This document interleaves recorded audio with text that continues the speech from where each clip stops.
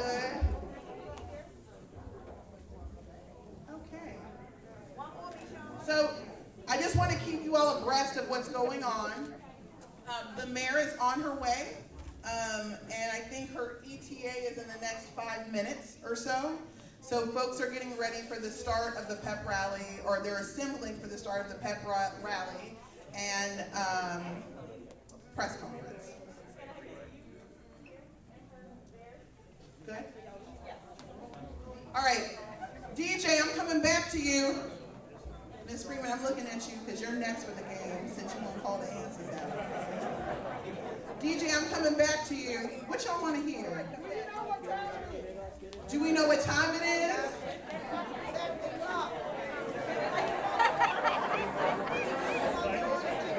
Wait, someone said rare essence. Ma'am, yeah, okay, so someone, okay, I got about 10 people from rare essence right here. That's you right there? Let me find out.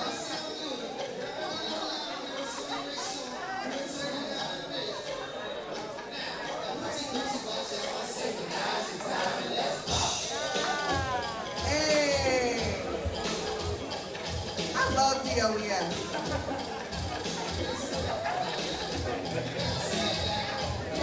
Come on, Mr. Watts.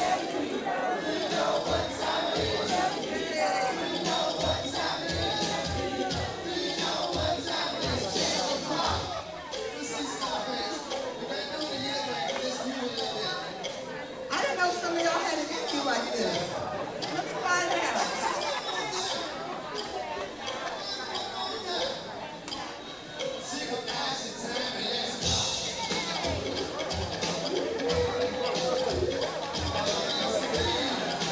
Mr. Watts, this must be your song. This is, hey! Come on, Watts.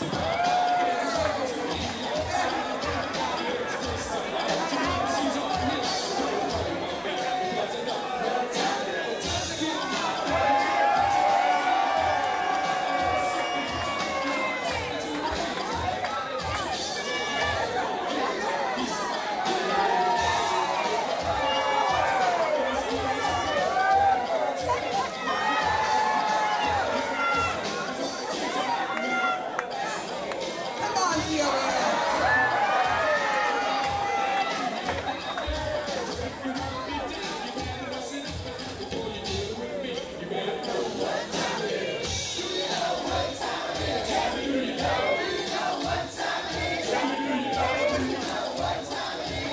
Okay. I need y'all to clear the door.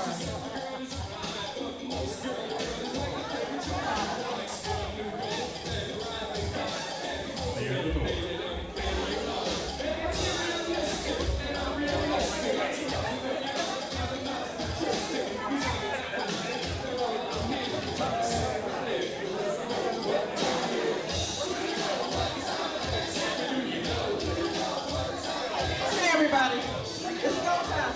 It's our time. Okay?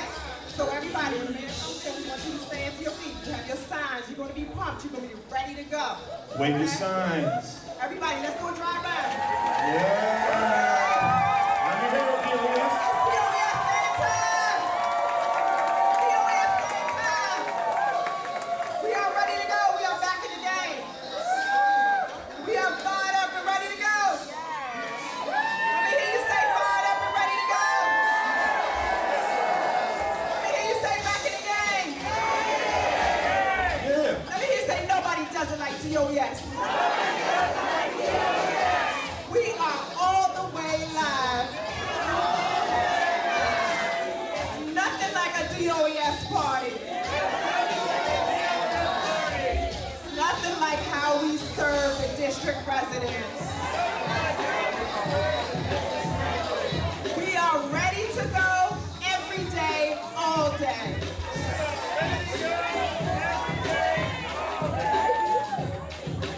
365 days in a year.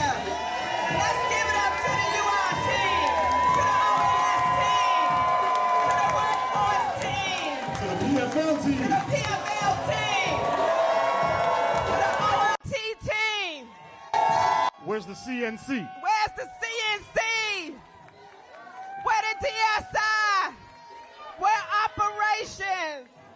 Where's the BCIA? What about workforce? Where's TCS? Innovation and partnerships. Give it up for SYEP.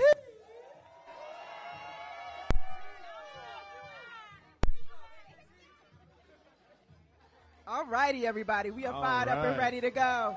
Sounds like you're all excited.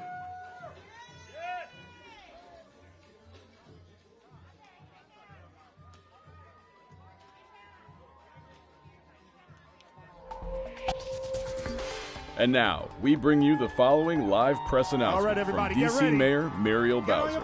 Our regularly scheduled program will resume following the announcement. Here comes the leader of our city.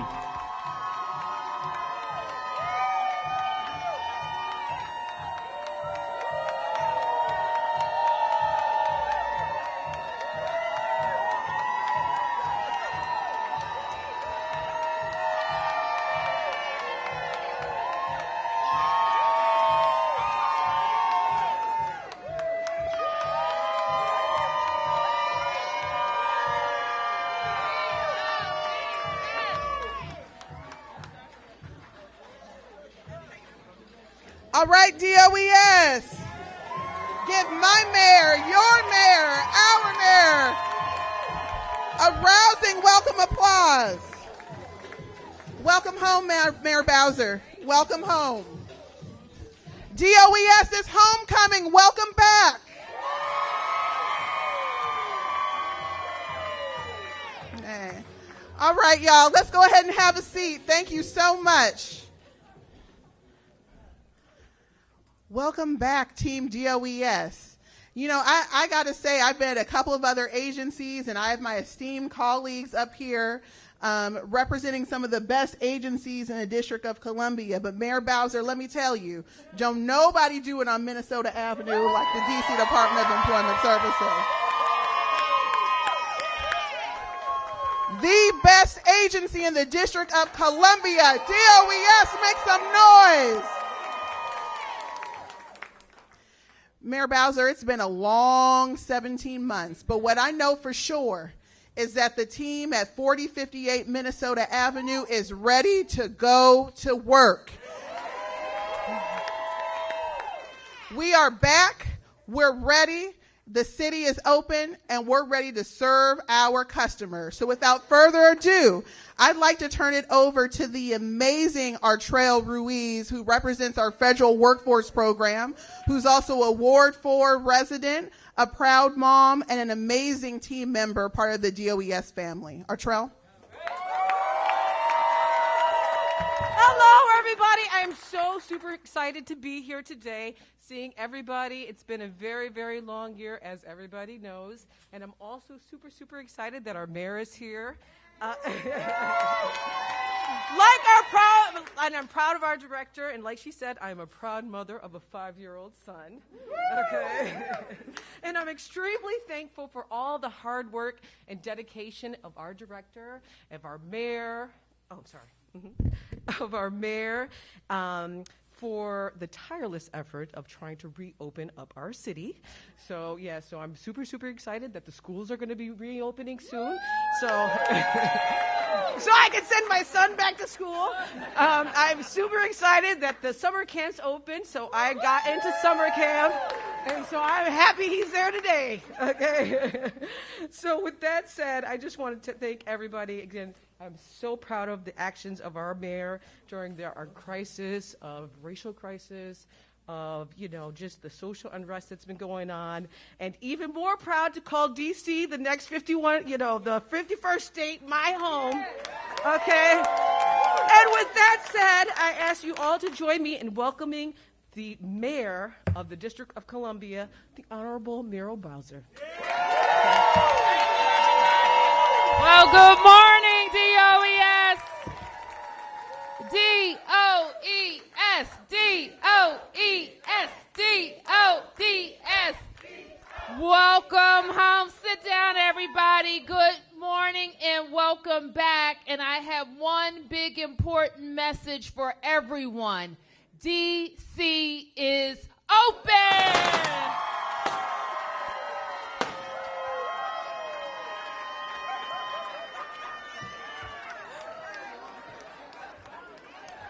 It is a big, big day and a good day in DC government because we are welcoming the entire workforce. And I want to say a big thank you to you, DOES, because it is true. Thank you. I have one on my hair. But we know at DOES, a lot of people have been reporting in person to work throughout this pandemic, so give them a big round of applause. We also know, Director, because of this pandemic, you have received an unprecedented number of calls, emails, text messages, and we know that you have put out to people who needed access to their benefits over $2 billion. Give yourselves a round of applause. And as we recover, we're going to be asked to do even more to make sure that not only folks who need relief are getting relief, but people are going to be retraining. They're going to be looking for new jobs. They're going to be trying to find their pathway to the middle class. And that is what we do at DOES. So I want to thank Director Unique Morris Hughes for her outstanding leadership. Dr. Morris Hughes has been making sure that you, first and foremost, as employees of this agency, have what you need to be safe, to be supported, and to get the job done. She has been a key member of our senior team, participating in all of those senior discussions to handle our relief and now our recovery. I also want to acknowledge other members of my cabinet who are here. Let me start with another woman who has been so key to how we have kept DC residents alive, tested, vaccinated, and now open. Dr. LaQuandra Nesbitt. Give her a big round of applause.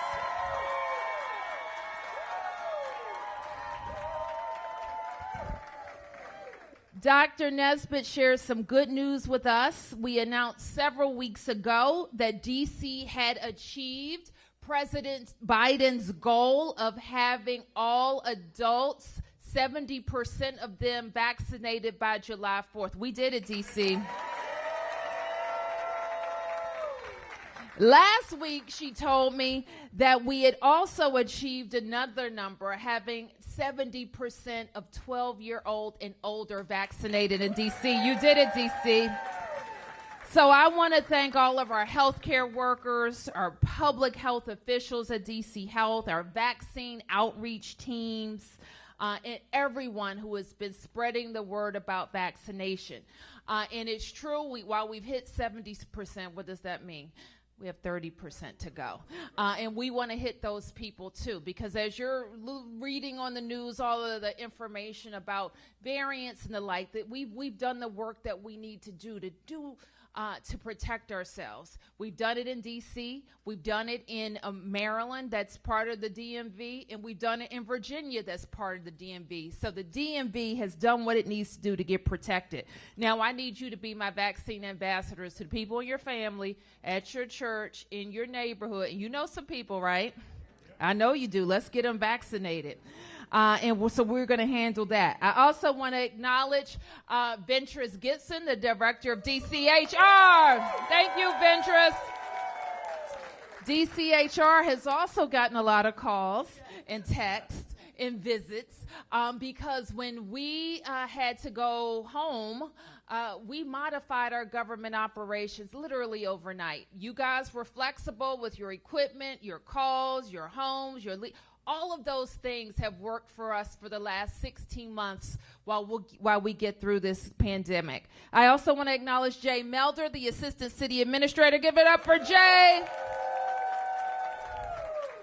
Jay and Dr. Nesbitt have been a part of the policy team that have advised me throughout this pandemic and all of the things that we needed to do, including making sure our DC government facilities are safe for our employees and our customers. And also helped us ramp up our vaccination portal. Everybody know about the vaccination portal? That means if you go on and, put up your vaccine status, you get 8 hours of leave. You heard about that? If you haven't done it, go to PeopleSoft and make sure that you do that. 93% of the people who have entered their information are fully vaccinated. Those are your colleagues.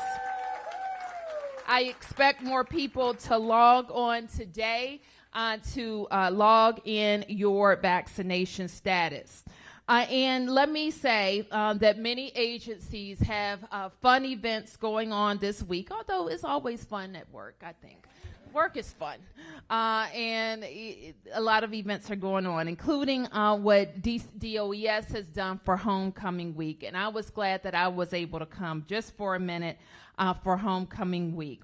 We also have been very thoughtful about how everybody can manage, and we've tried to give everybody enough time to make plans. I think you recognize that being in a modified operation for 15 to 16 months has been difficult for a lot of our programs and services.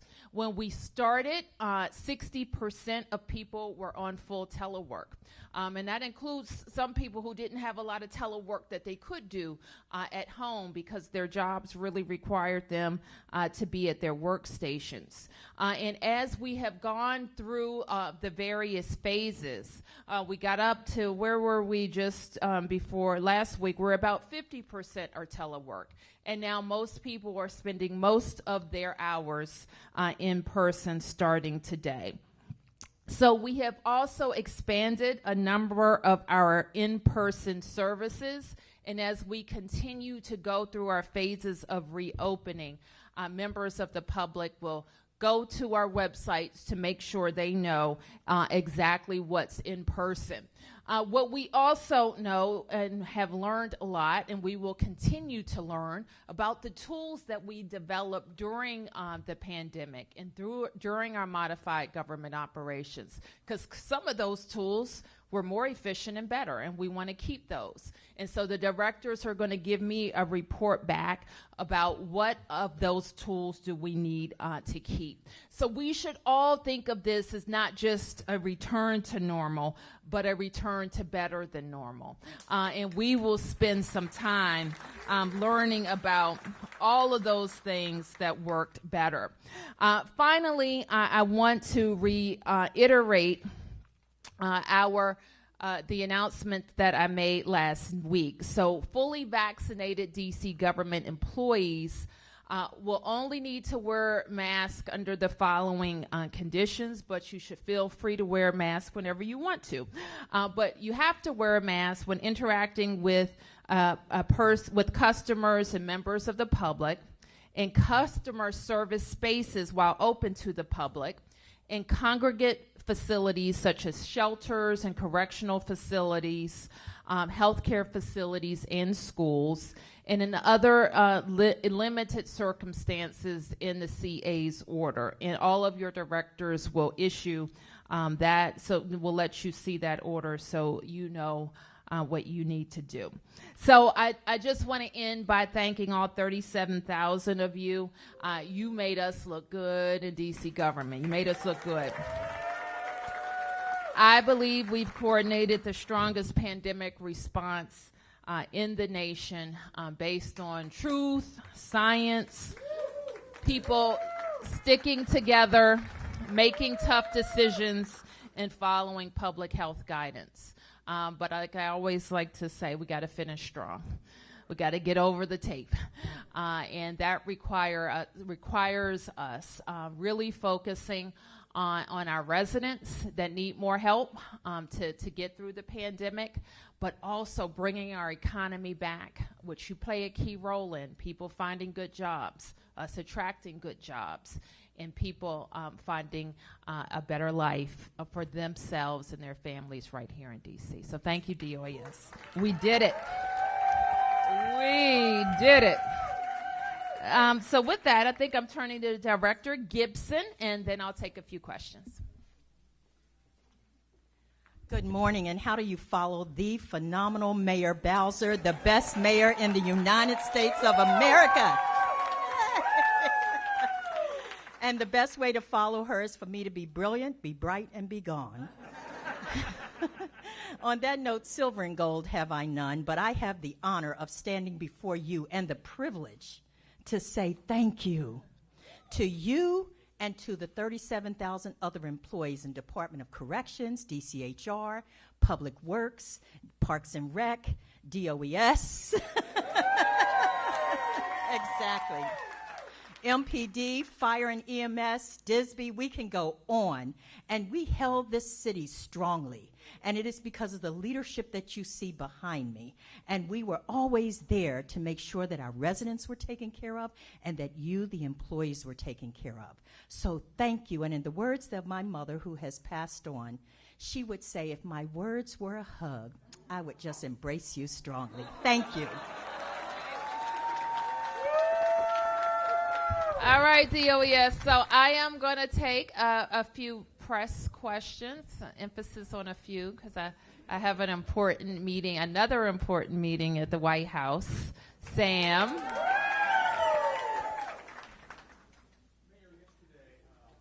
We covered the DMV, and there were hundreds of people out there in the heat. And talking to my cameraman who shot it yesterday, he said that apparently they were even telling folks they couldn't give people water on D.C. property, stuff like that. But in any event, what about this? I mean, it just,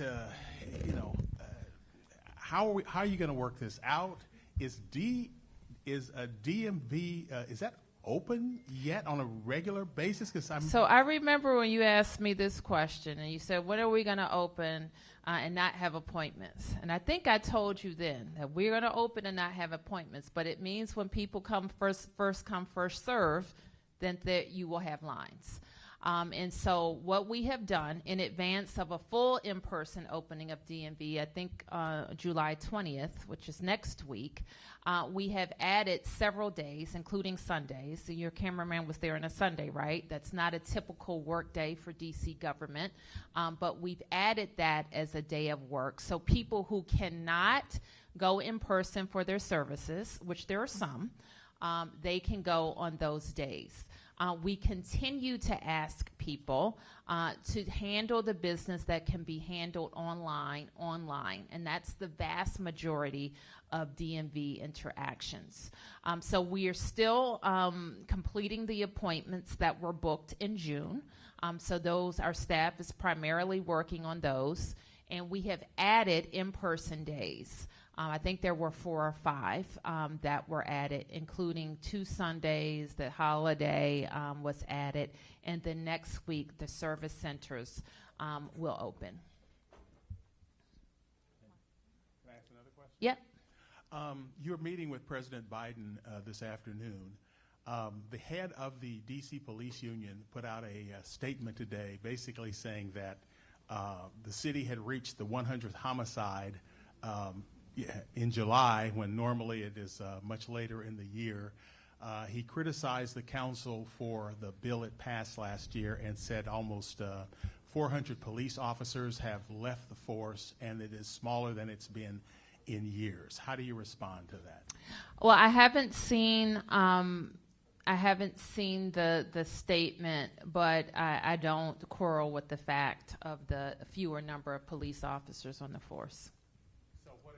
What are your discussions with the president? Is it going to be bringing in more police, or do you have any idea exactly what you're going to talk about? I do, but I won't preview it. I will give him the courtesy of having that discussion directly. But I think that we are unique in the system, and the federal government plays an outsized role in our criminal justice system. So that is part of what I'll discuss. Is it just you, Mayor, or is it several mayors? Or I believe that there are several elected officials and several police leaders. Mayor Bowser, if I could follow up on Sam's question about Sure. the DMV. Is there any consideration to continuing to maybe do a hybrid of allowing people to continue to make appointments and have the option of going in person and just waiting in line? Is that being considered, or are you just going back to first come, first serve? First come, first serve, starting on July 20th.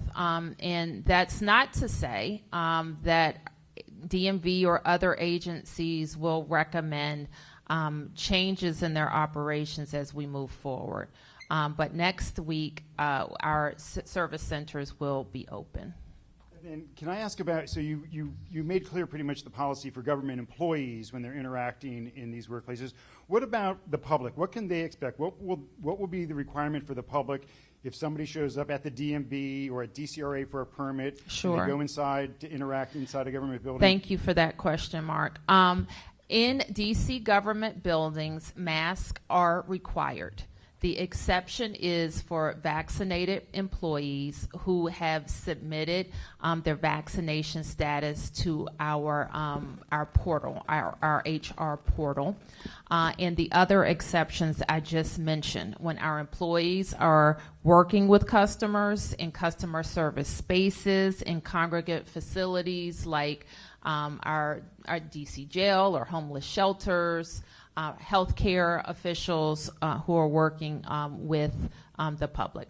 So to be clear, so the public would be required to wear a mask regardless of their vaccination status? That's correct. Okay. And then can you talk about the vaccine? You know, you tout the vaccination percentage of the DC population overall, but in what you released today, the DC government employees are much lower percentage, at about 53% compared to more than 70% for the general population. So what do you attribute that to, and what would what are you going to do to try to close that? No, that's not what I said. What I said, I think that's what the data is that you gave us. what I said was half of the employees have reported their data, and of those, 93% are vaccinated.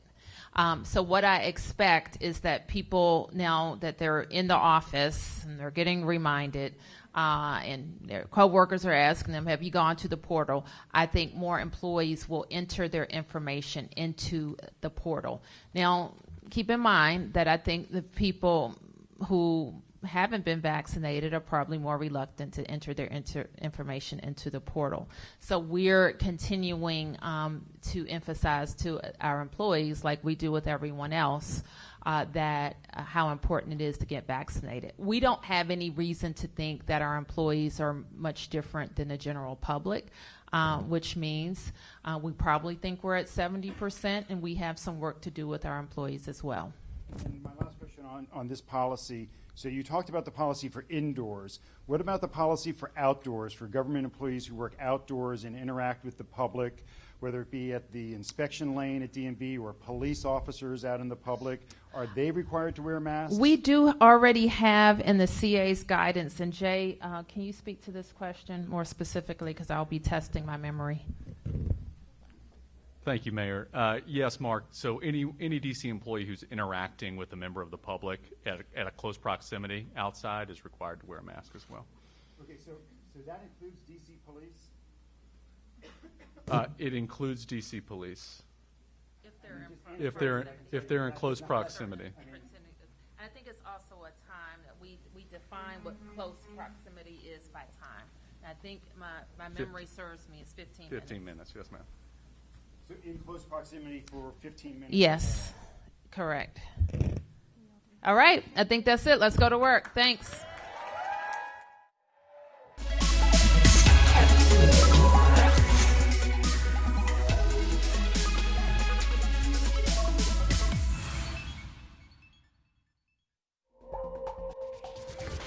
We now return to our previously scheduled program, already in progress.